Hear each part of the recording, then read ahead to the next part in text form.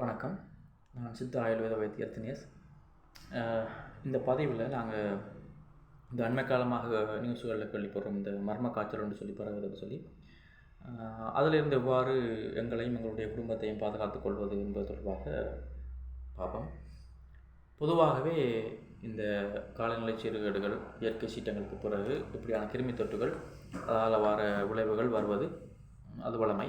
அந்த வகையில் இந்த முறையும் இந்த வெள்ளப்பெருக்கு, மழைநீர் வெள்ளத்துக்கு பிறகு இந்த பாதிப்பு வந்திருக்கு. இன்றைக்கு நான் இந்த வீடியோ ரெக்கார்ட் பண்ணுறதுக்கு முதல் பார்த்தீங்கன்னு சொன்னால் நியூஸில் கிட்டத்தட்ட 7 பேர் இறந்துட்டாங்க. ஒரு 3-4 நாளுக்குள்ள நினைக்கிறேன் இந்த காய்ச்சலால். சரி, இப்போ அந்த காய்ச்சல் என்னத்தால் வருகுது, என்ன கிருமியால் வருகுது, எப்படி அது தொற்றுது பரவுது என்றது பற்றின எந்த தகவலும் இன்னும் தெளிவாக இல்லை. இப்போ தான் அதனுடைய மாதிரிகள் ஆய்வுக்காக அனுப்பப்பட்டிருக்கு. அதனுடைய முடிவுகள் வரும்போது தான் தெரியும் என்னென்ன மாதிரி இந்த பிரச்சனை இருக்குதுன்னு சொல்லி. இப்போ என்ன மாதிரி இருந்தாலும் எங்களையும் எங்களுடைய குடும்பத்தையும் பாதுகாக்க வேண்டியது முக்கியம்.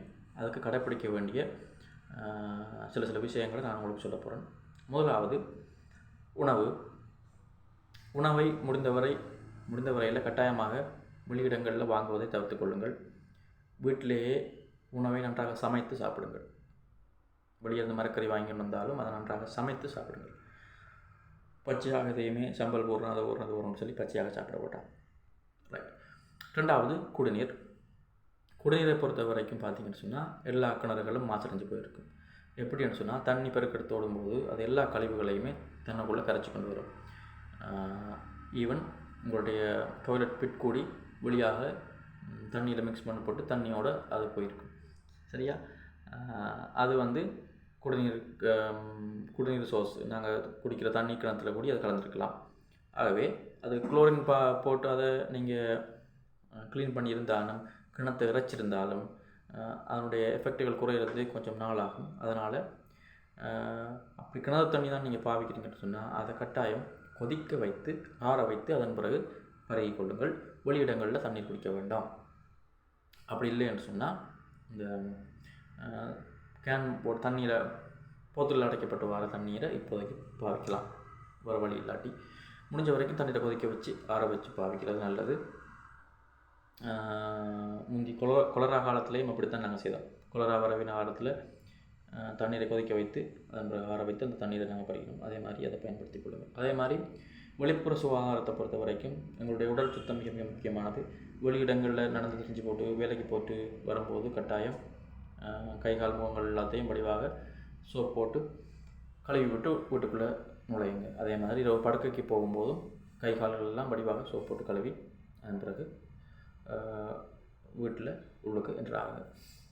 அது தவிர வீடு, முற்றம் போன்ற இடங்களை இந்த எங்களுடைய தொற்று நீக்கக்கூடிய மூலிகைகள், அதாவது வசம்பு, மஞ்சள் போன்றவற்றை கரைத்து அதை தெளிப்பதன் மூலமாக, காலமை பின்னிறங்களில் தெளிப்பதன் மூலமாக அதை கொஞ்சம் சுத்தமாக வைத்துக்கொள்ளலாம்.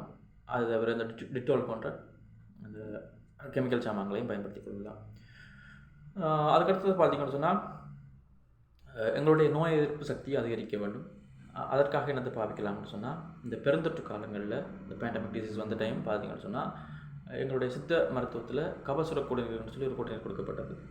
அதே மாதிரி ஆயுர்வேத செக்ஷனில் இருந்து பார்த்திங்கன்னு சொன்னால் சோதாரண்யன்னு சொல்லி ஒரு மூலிகை கலவை, குடிநீர் கலவை வழங்கப்பட்டது.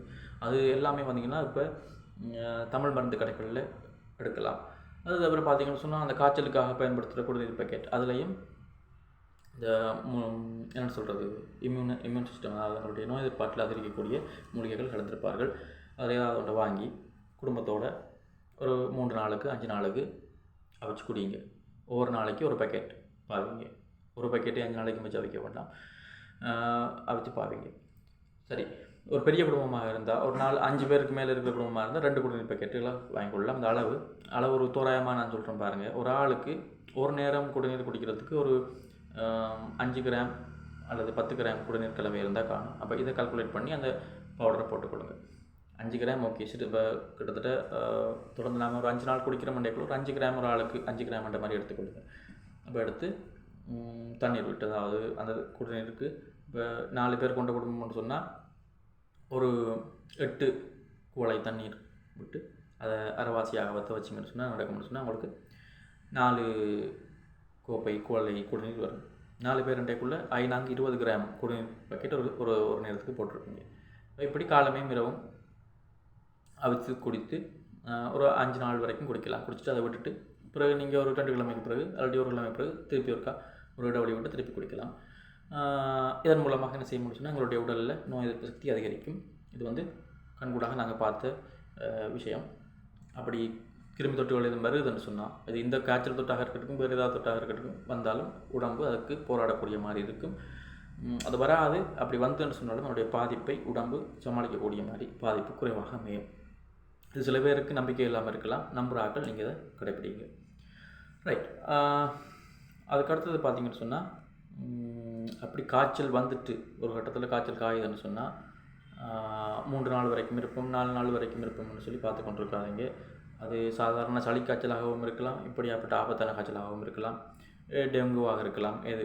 ஆகவே இப்போத்தைய சிச்சுவேஷனை பொறுத்த வரைக்கும் ஒரு வைத்திய ஆலோசனை பெறுவது சிறந்தது. அது வந்து சித்த ஆயுர்வேத வைத்தியசாலையாக இருக்கலாம், ஆங்கில வைத்தியசாலையாக இருக்கலாம். எங்கே கேட்டாலும் போய் ஒரு டாக்டரை பார்த்து அவங்களுடைய ஆலோசனைக்குள்ள உங்களையும் குடும்பத்தையும் பார்த்துக்கொள்ளுங்கள்.